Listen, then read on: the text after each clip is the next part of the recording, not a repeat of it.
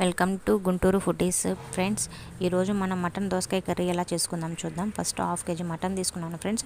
Mutton శుభ్రం చేసిన తర్వాత ఉప్పు, పసుపు, ఆయిల్ వేసి కుక్కర్కి విజిల్ పెట్టేసి పొయ్యి మీద పెట్టాలి ఫ్రెండ్స్. నెక్స్ట్ స్టెప్ వచ్చేసి ఇంగ్రీడియంట్స్ ఉల్లిపాయలు, ఆనియన్స్, మిర్చి అండ్ టమాటోస్ అండ్ దోసకాయ ఫ్రెండ్స్.